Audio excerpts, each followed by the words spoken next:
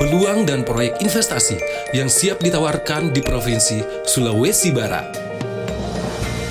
Berjuta potensi yang ada di Provinsi Sulawesi Barat membuat provinsi ke-33 ini ibarat magnet bagi para investor. Keindahan alam, serta segala potensi yang membentang di 6 kabupaten di Sulawesi Barat sungguh sayang jika tak benar-benar dimanfaatkan demi kesejahteraan masyarakat. Tentang peluang dan proyek investasi yang siap ditawarkan di Provinsi Sulawesi Barat ini, semoga bisa memberikan gambaran tentang bidang-bidang pengembangan di Provinsi Sulawesi Barat yang siap untuk ditawarkan dan dikelola oleh para investor baik dari dalam daerah maupun dari luar daerah. Pengembangan kawasan peruntukan industri. Fokus utama dari kawasan seluas 107,74 hektar ini terletak di areal pelabuhan Tanjung Silopo, Kecamatan Binuang, Kabupaten Polewali Mandar. Di sana diproyeksikan di sektor pengembangan kawasan industri terpadu. Proyek timeline pengembangannya yakni di tahun 2019 sampai 2024. 9,83 hektar, di dalamnya terdapat industri pengolahan getah pinus dan kelapa oleh PT Kencana Hijau Bina Lestari. Pemerintah Kabupaten Polewali Mandar pun telah menetapkan kawasan tersebut sebagai kawasan peruntukan industri dalam RT RW Kabupaten Polewali Mandar.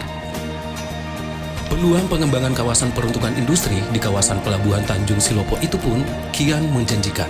Terlebih dengan fakta bahwa berdasarkan data BPS tahun 2019, jumlah angkatan kerja terampil yang terdaftar di Kabupaten Polewali Mandar berjumlah 1.327 orang. Di kawasan itu juga masih tersedia lahan investasi untuk pengembangan kawasan industri seluas 97,87 hektar. Tersedia air bersih, yakni Sungai Binuang dan listrik PLN. Pelabuhan Tanjung Silopo dapat disandari oleh kapal ukuran 2000 DWT.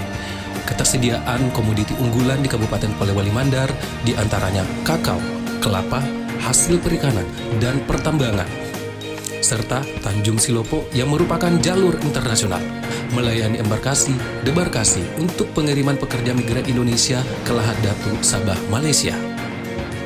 Selain itu, Pelabuhan Tanjung Silopo akan digunakan untuk melayani pengiriman ekspor-impor, dan Tanjung Silopo telah terdaftar secara resmi dalam keanggotaan Brunei, Indonesia, Malaysia, Philippines, East Asian Growth Area.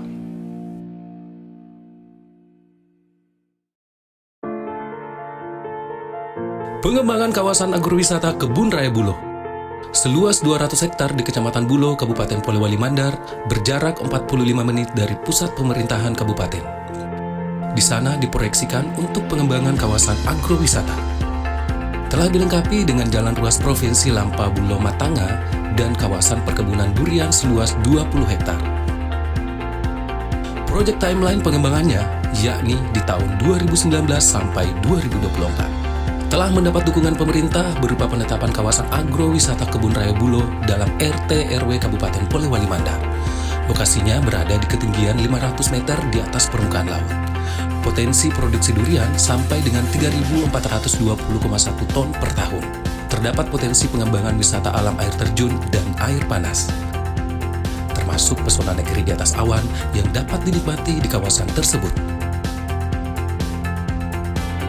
Adapun estimasi anggaran untuk pembukaan lahan mencapai 1,4 miliar rupiah dan pengembangan lahan membutuhkan 15 miliar rupiah.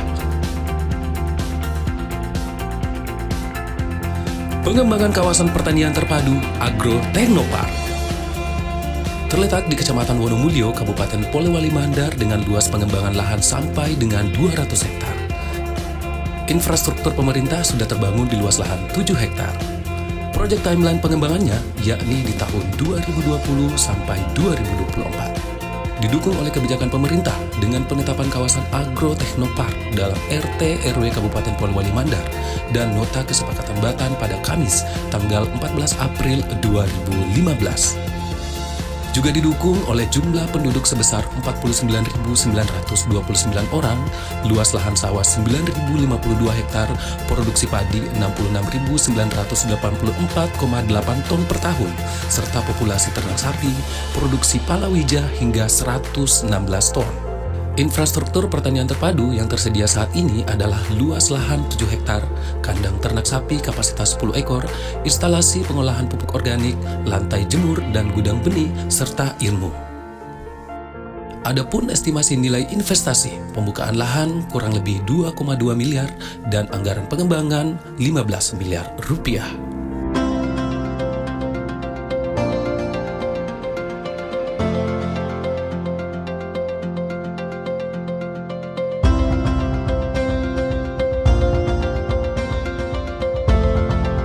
Pengembangan kawasan Pertenunan Sutra terletak di Kecamatan Limboro dengan luas lahan 100 hektar, telah mendapat dukungan pemerintah berupa Peraturan Bupati Polewali Mandar Nomor 15 Tahun 2014 tentang penggunaan produk lokal daerah. Instruksi Bupati Nomor 3 Tahun 2018 tentang penggunaan kain tenun motif sebagai seragam sekolah dan sudah mendapat legalitas haki dari Kemenkumham Kantor Wilayah Sulawesi Barat. Utilitas dan infrastruktur, Gedung Balai Industri Persetaraan Alam di Desa Karama, Kecamatan Tinambung. Proyek timeline pengembangannya yakni di tahun 2019 sampai 2024. Yang pertama itu ada Kecamatan Limboro. Kecamatan Limboro ini itu terkenal di sana itu pembuatan sarung yang dikatakan sarung sabe.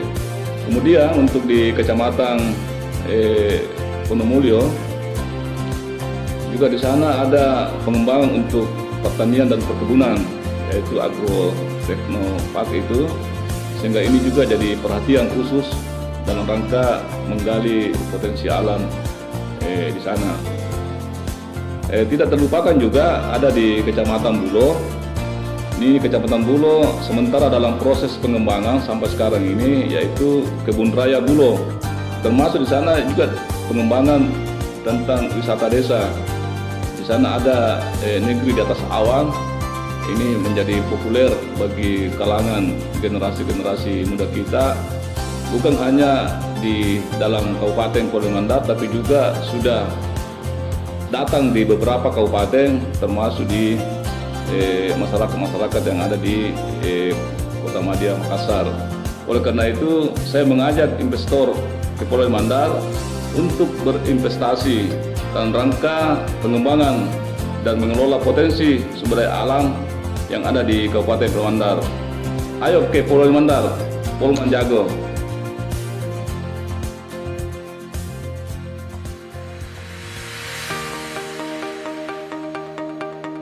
Pesona Pantai Dato. Kawasan wisata alam Pantai Dato terletak di Kelurahan Baurung, Kecamatan Banggai Timur, Kabupaten Majene. Dapat ditempuh dengan kendaraan roda 2 maupun roda 4. Dengan jarak tak lebih dari 2 km dari Jalan Trans Sulawesi. Di sana, mata kita akan dimanjakan dengan hamparan pasir putih yang lembut, deretan batu karang di sepanjang garis pantai, hingga air laut berwarna kebiruan. Sepanjang garis Pantai Dato merupakan rumah bagi berbagai jenis kepiting dan kerang. Selain itu, perairan lepas pantainya pun relatif tenang.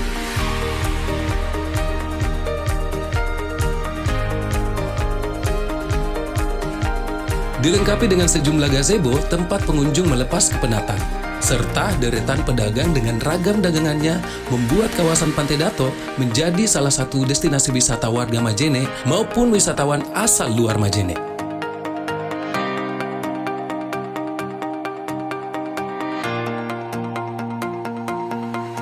Pantai Dato ini merupakan salah satu prioritas daripada objek wisata yang terletak di Kelurahan Baurung, Kecamatan Banggai.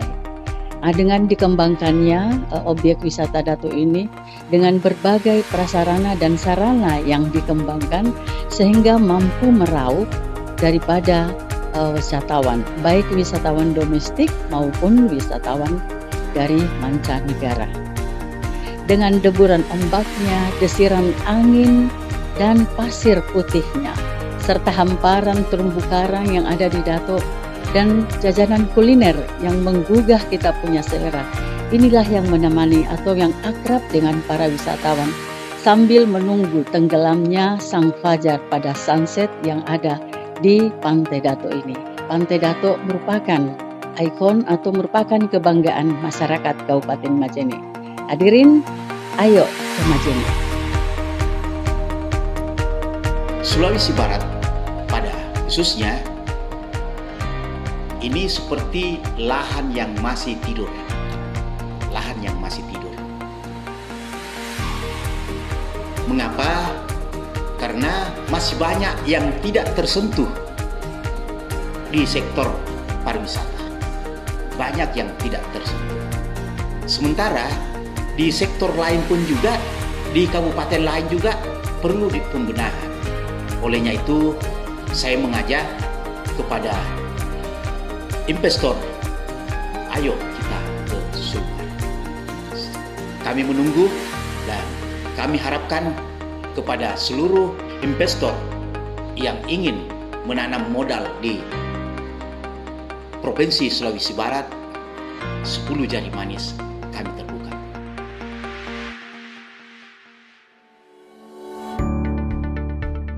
Pelabuhan Penyeberangan Mamuju, Pulau Karampuang. Luas lahan Pelabuhan Penyeberangan Mamuju seluas 5.029 hektar. Telah mendapat dukungan pemerintah lewat Perda Nomor 1 Tahun 2014. Utilitas dan infrastruktur, Bandara Tanpa Padang, dan Pelabuhan Belang-Belang. Project Timeline Feasibility Study tahun 2019.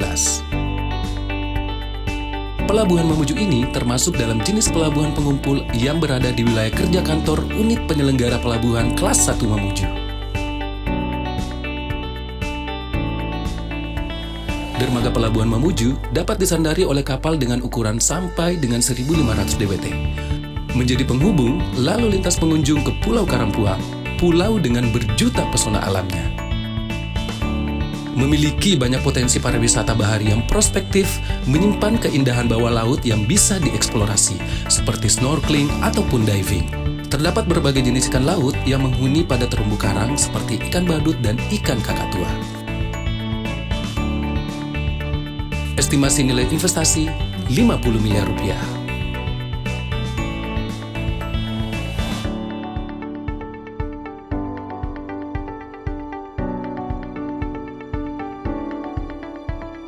Pengembangan Pelabuhan Belang-Belang. Pelabuhan Belang-Belang berada pada posisi strategis di alur laut Kepulauan Indonesia atau ALKI 2 Selat Makassar. Pelabuhan yang berjarak 46 km dari kota Mamuju itu mendukung tol laut. Keberadaannya meningkatkan konektivitas antar wilayah, mengingat Pelabuhan Belang-Belang berfungsi pula sebagai pelabuhan angkutan penumpang baik antar kabupaten maupun antar provinsi.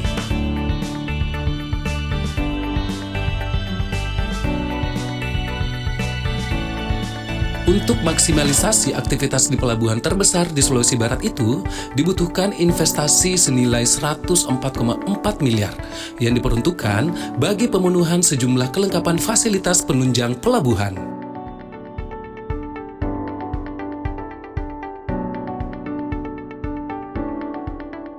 Di sini Kabupaten Mamuju ada beberapa yang bisa dikembangkan.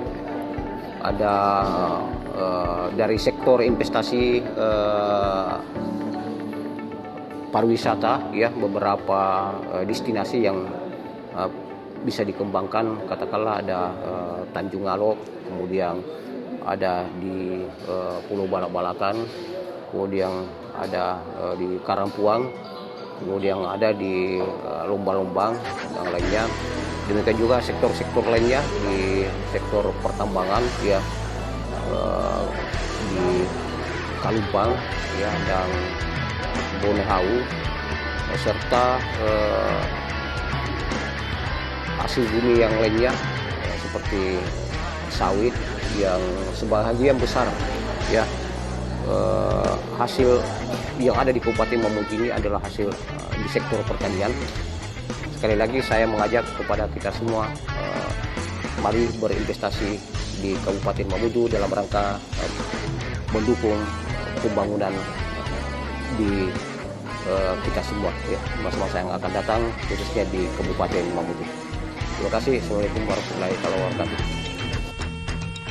Kami Kepala Dinas DPNPTSP mengajak seluruh investor, ayo kita ke Sulbar. Sulbar Marasa, Sulbar Malam. Terima kasih. Wabillahi taufiq wal hidayah. Assalamualaikum warahmatullahi wabarakatuh.